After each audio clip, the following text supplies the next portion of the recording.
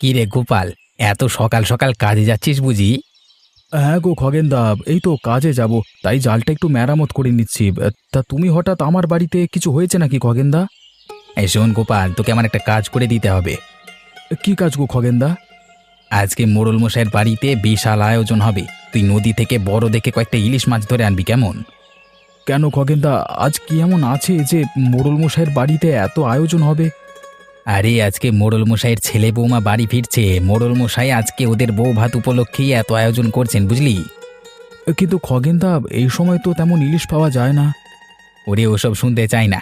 অবিনাশবাবুর বাড়ির আয়োজন বলে কথা, যে করি হোক তোকে মাছ জোগাড় করে এনে দিতেই হবে।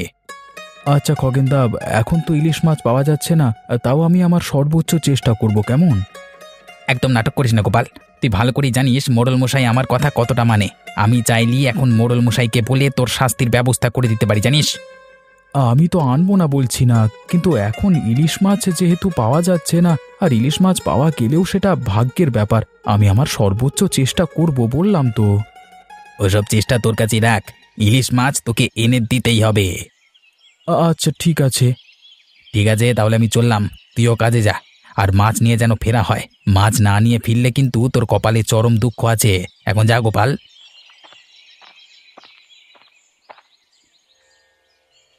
কি গো নীলিমা, তোমাকে কতবার বলবো, এক কথা তুমি কি বুঝতে পারো না? দেখো, আমার মাথাটা কিন্তু গরম আছে। তুমি দয়া করে এসবের মাঝে এসো না। আমি এসব আর সহ্য করতে পারছি না। আমার মাকে নিয়ে তোমার এত সমস্যাটা কোথায় নীলিমা? বুড়িকে আমার একদম সহ্য হয় না।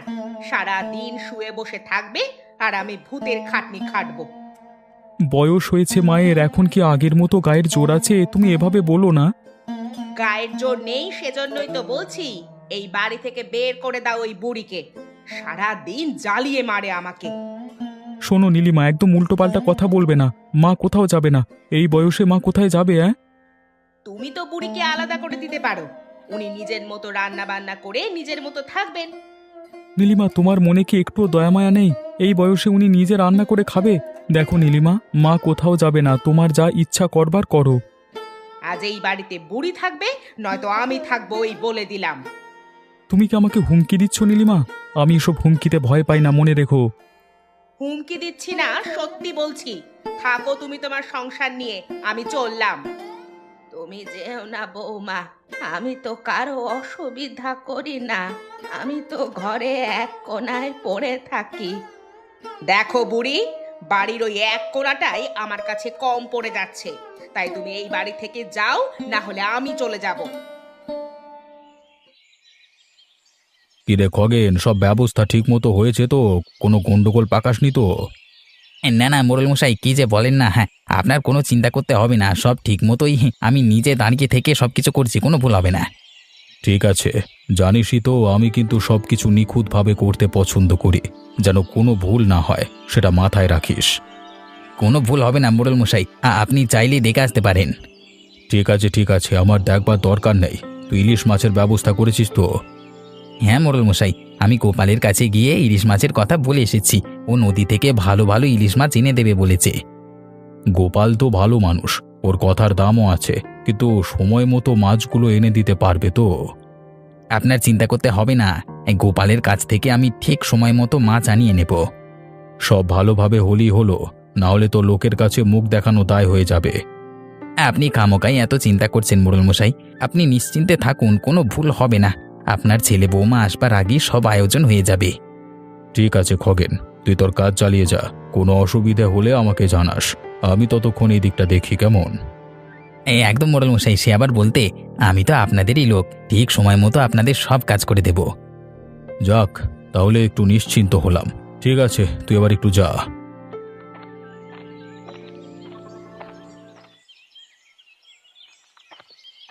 ইস, তুমি যে কেন আনলে এই ধ্যার ধারে গ্রামে? আমি আর হাঁটতে পারছি না। আরে একদিনেরই তো ব্যাপার পূজা, একটু ধৈর্য ধরো না।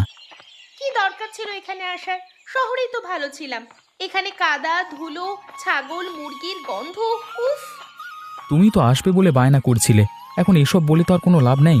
একটা দিন থেকে তারপরে দেখা যাবে। আমি তো এটাই বুঝতে পারিনি যে গরুর পেছন পেছন গোবর কাদা পেরিয়ে হাঁটতে হবে। আরে এত জ্বালাতন করো না তো পূজা, গ্রামে ঘুরতে আসলে এটুকু সমস্যা হবেই। আমি কখনো শহরের পাকা রাস্তা ছেড়ে এরকম গ্রামের রাস্তায় হাঁটিনি, আমার তো সমস্যা হবেই। জীবনে এত অভিযোগ রাখতে নেই পূজা, একটু মানিয়ে নিতে শেখো, তাহলে জীবনটা অনেক সুন্দর হয়। মানে শিখে নাও, মানিয়ে নিতে শেখো, এসব আর শুনতে ভালো লাগছে না। আমি কি শহর থেকে এখানে এসেছি কষ্ট ভোগ করতে নাকি ঘুরতে? চত্ব সব ভালো লাগে না। আহা, এত রাগ করো না, দেখো চারিদিকটা কত মনোরম, কত সবুজে ভরা। শহরে কি তুমি এসব পেতে কখনো? সেই সবুজে ভরা গ্রাম নাকি আরো কিছু? শুধু গরম, ধুলো, কাদা, গোবর, এছাড়া আর আছেটাই বা কি তোমার গ্রামে? ভেবেছিলাম চারিদিকটা ঠান্ডা বাতাস বইবে, তার তো কিছুই হচ্ছে না। তোমার দুঃখ দেখে আমি কষ্ট পাবো না হাসবো সেটাই বুঝতে পারছি না। একদমই আর কি মারবে না তো। তোমার সাথে গ্রামে আসাটাই আমার ভুল হয়েছে। তুমি গ্রামের ওই গরুগুলোর সাথেই চলে যাও, আমি পরে যাচ্ছি। আহা, এত রাগ করো না, আরে চলো চলো চলো।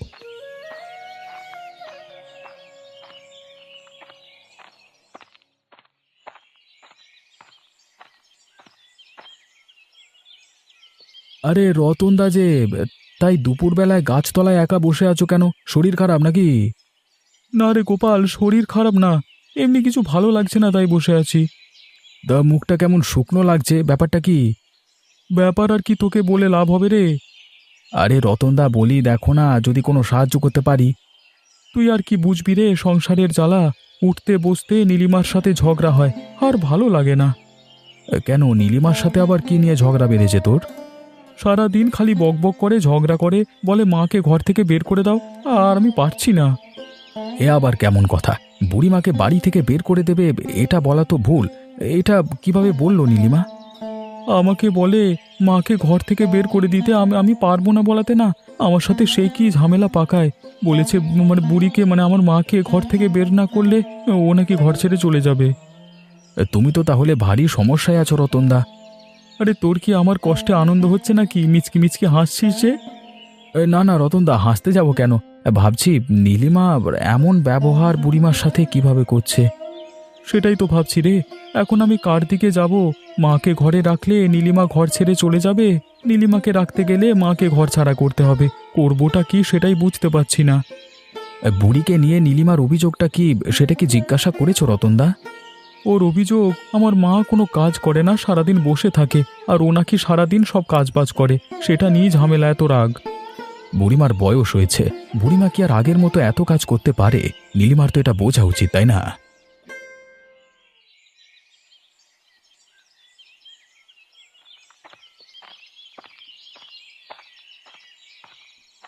আহা পলাশ, বৌমা, তোমরা এসেছো, কতদিন পরে তোমাদের দেখলাম। আরে পলাশজি, কেমন আছিস? পূজা, তুমি কেমন আছো? এই তো ভালো আছি খগেন দাদা, তোমরা সবাই ভালো আছো তো? হ্যাঁ হ্যাঁ, এইদিকে সবাই ভালো আছে, তোর চিন্তা করতে হবে না। তোদের এখানে দেখে যে আমার কি আনন্দ হচ্ছে বলে বোঝাতে পারবো না। তেল দিও না তো খগেনদা, চামচা কোথাকার। সব সময় সব বিষয় নাক না গলালে ভালো লাগে না, তাই না? এমন করে বলছো কেন? মানে আমি তো তোমাদেরকে ভালোবাসি, তাই জন্যই তো মানে বৌমা তুমি রাগ করো না, খগেন আমার খুব খেয়াল রাখে, ও ভালো ছেলে। ভালো ছেলে না তো অন্য কিছু। ঠিক আছে, দেখা যাক ভালো নাকি মন্দ। শহরে মেয়ে এখানে এসে দিমাগ দেখাচ্ছে, কাউকে মানুষ বলে মনেই করে না। আচ্ছা, তোমরা অনেক দূর থেকে এসেছো, যাও যাও ঘরে গিয়ে হাত পা ধুয়ে নাও। হ্যাঁ বাবা, এই তো যাচ্ছি। পূজা চলো চলো, ঘরে চলো। খগেন তুই এসব বাদ দে, তুই বরং যা, গোপালের কাছ থেকে ইলিশ মাছগুলো নিয়ে আয়, যা। হ্যাঁ, এই তো যাচ্ছি মোড়ল মশাই।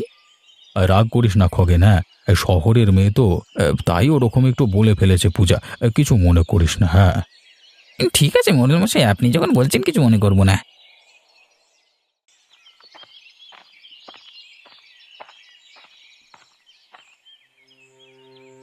নীলিমা, তুমি মাকে দিয়ে রান্না করাচ্ছ কেন? নিজে রান্না করতে পারো না? ওই বুড়ো মানুষটাকে দিয়ে রান্না করাচ্ছ তুমি? উফ, চিল্লিও না তো। বুড়ি তো সারাদিন বসে বসে শুধু খাই আর খাই, কোনো তো কাজ করে না। আমার মাথা যন্ত্রণা করছে, তাই বুড়িকে বলেছি একটু রান্না করতে। এতে এত রাগ করার কি আছে? তোমার মাথা যন্ত্রণা করছে বলে তো মনে হচ্ছে না, তুমি তো দিব্যি সুস্থ বসে আছো, মাকে হুকুম করছো বসে বসে। হ্যাঁ, হুকুম করছি তো বেশ করছি, তাতে তোমার কি? তুমি এখান থেকে যাও তো। তোমার সাহস তো কম না নীলিমা। ওই বয়স্ক মানুষটাকে দিয়ে তুমি কাজ করাচ্ছ, আর আমি বলাতে আমার মুখে মুখে তর্ক করছো। সারাদিন তো মা মা করো না তো, সেই তো দিনের শেষে আমি না রান্না করলে খাবার জোটে না তোমাদের। তুমি যদি আর একটাও বাজে কথা বলেছো না, দেখবে দেখবে তুমি তুমি আমায় চড় মারলে, আমি এর শেষ দেখে ছাড়বো। আমি এখনই যাব মোড়ল মশাইয়ের কাছে তোমার নামে নালিশ করতে। আরে যাও যাও, মোড়ল মশাই যদি সত্যিটা জানতে পারে তাহলে উল্টে তোমাকেই কথা শুনিয়ে দেবে, এটা মনে রেখো। তোমার সংসার আমি আর করব না। প্রত্যেক দিন অশান্তি এই বুড়িটাকে নিয়ে। আজকে আজকে একটু মাথার যন্ত্রণা করেছে বলে বুড়িটাকে রান্না করতে বলেছি বলে তুমি আমায় চড় মারলে। দেখো দেখো এবার আমি কি করি তুমি দেখো। ঠিক আছে যাও, তোমার যাকে যা বলবার আছে বলো গিয়ে, ভয় পাই না। আর যাই হয়ে যাক, মোড়ল মশাইয়ের কাছে তোমার নামে আমি নালিশ করেই ছাড়বো।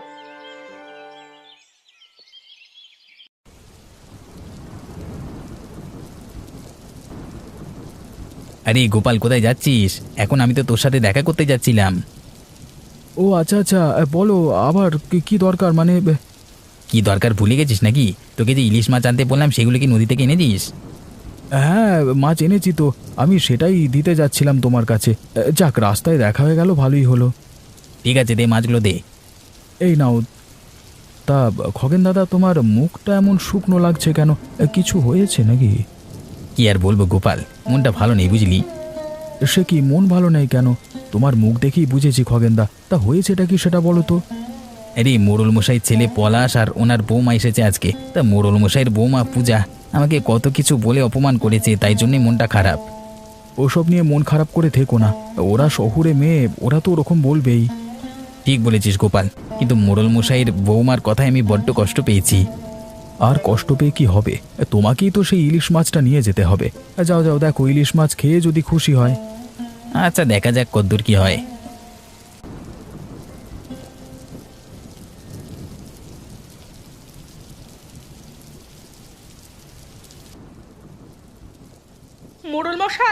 মোড়ল মশাই বাড়িতে আছেন?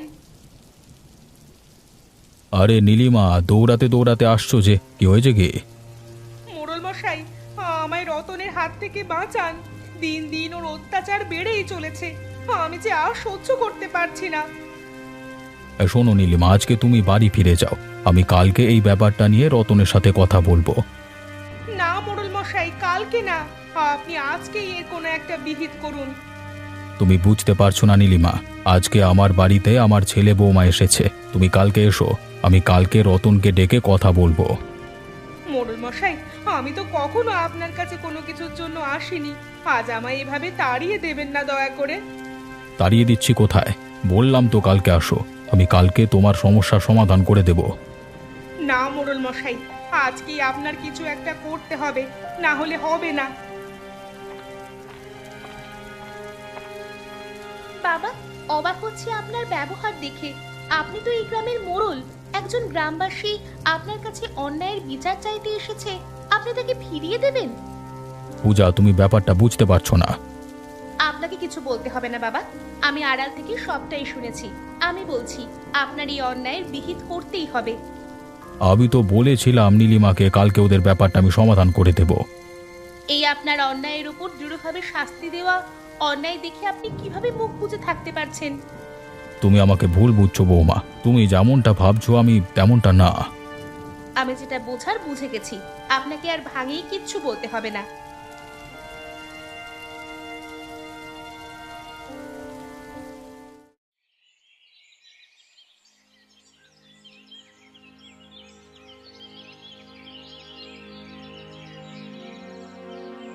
এ কি, তুমি কোথায় গেছিলে পূজা? এই বাবার সাথে গেছিলে নাকি? এতক্ষণ লাগলো? আরে রতনের বাড়ি একটু ঝামেলা হয়েছিল, তাই সেটা সামলাতে গেছিলাম, সাথে বৌমা গেছিল। এ কি পূজা, তুমি কাঁদছো কেন? কি হয়েছে কি? তুমি জানো আজকে কি হয়েছে? গ্রামের এক ছোট লোক রতনের মা, ওই বুড়ি আমায় অপমান করেছে, বলেছে আমার নাকি মাথায় কোনো বুদ্ধি নেই। আচ্ছা দাঁড়াও দাঁড়াও, আমি দেখছি কি হয়েছে, তুমি কেঁদো না।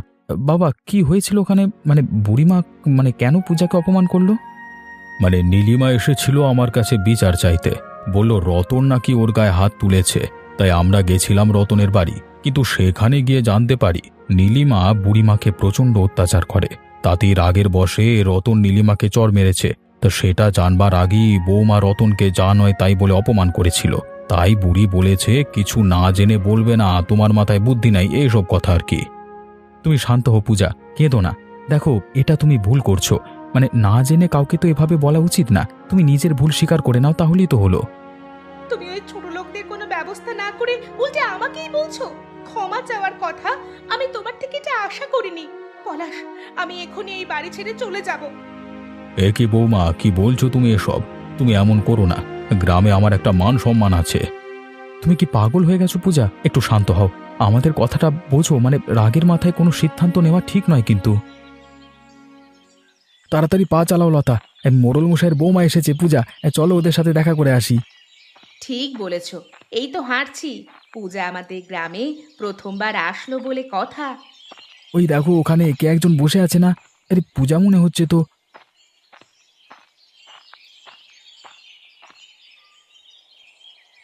আরে পূজা, তুমি এখানে বসে আছো কেন? কি হয়েছে? দেখে তোমায় কেমন মন মরা লাগছে। কিছু হয়নি, আমি পলাশদের বাড়ি ছেড়ে চলে এসেছি। ওমা, কেন, কি হয়েছে? গ্রামের ওই রতনদার মা বুড়ি আমায় অপমান করেছে, আর সেটাই পলাশকে বলায় পলাশ বলেছে আমাকে ক্ষমা চাইতে। আমি কেন ক্ষমা চাইবো? সেই রাগেই আমি ঘর থেকে বেরিয়ে গেছি। পলাশ তো এমন করবার ছেলে নয়, ও কখনো অন্যায়কে প্রশ্রয় দেয় না। তোমায় বুড়িমা অপমান করেছিল কেন পূজা? রতনের সাথে নীলিমার ঝামেলা হয়েছিল, সেটার জন্য আমি রতনকে অপমান করেছিলাম। জানতাম না যে ওখানে নীলিমারই ভুল, তাই বুড়ি আমায় অপমান করেছে। দেখো পূজা, এসব আর মনে রাখতে হবে না। তুমি একটু শান্ত হও। তুমি তো ওই বাড়ির নতুন বউ। তুমি যদি এমন করো তাহলে কিভাবে হবে বলো তো পূজা? তুমি জানো না পূজা, রতনের বউ নীলিমা একদম ভালো মেয়ে নয়। রাত দিন সব সময় বিনা কারণে সবার সাথে ঝগড়া করে বেড়ায়, তাই নীলিমাকে কেউ দেখতে পারে না। আমি আমার ভুল বুঝতে পেরেছি গোপালদা, লতা বৌদি। বুঝতে যখন পেরেছো তাহলে চলো এবার বাড়ি ফিরে চলো। আমরা তোমায় নিয়ে যাচ্ছি, চলো।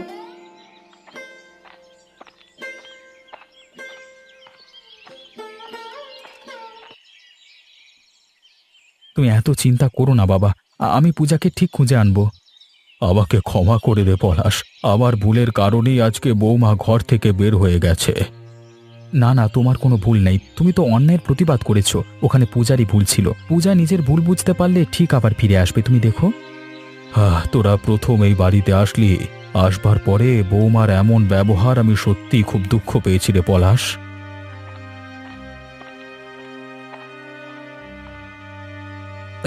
ওই তো পূজা চলে এসেছে। তুমি যে নিজের ভুলটা বুঝতে পেরে ফিরে আসলে, এটা দেখে আমি খুব আনন্দ পেয়েছি পূজা। আমাকে আপনারা সবাই ক্ষমা করে দিন। আমি সবার সঙ্গে খারাপ ব্যবহার করেছি, তার জন্য আমি দুঃখিত। খগেনদা, আমায় তুমি ক্ষমা করে দিও। আমি তো তোমাকে অনেক আগেই ক্ষমা করে দিয়েছি, তুমি আমার কথায় কিছু মনে করো না। ঠিক আছে পূজা, তুমি আর মন খারাপ করো না, তোমাকে সবাই ক্ষমা করে দিয়েছে। এই যে লতা, শোনো, ভালো করে ইলিশ মাছটা রান্না করো তো। বিভিন্ন রকমের পদ তৈরি করো। এমন খুশির দিনে ইলিশ মাছ দিয়ে পলাশ আর পূজার বউ ভাত হবে, সাথে জমিয়ে ভুড়ি ভোজ হবে। আচ্ছা, আমি অনেক ধরনের ইলিশের পদ বানিয়ে খাওয়াবো আপনাদের মোড়ল মশাই। ঠিক আছে লতা, তুমি ভালো করে রান্নাটা করো।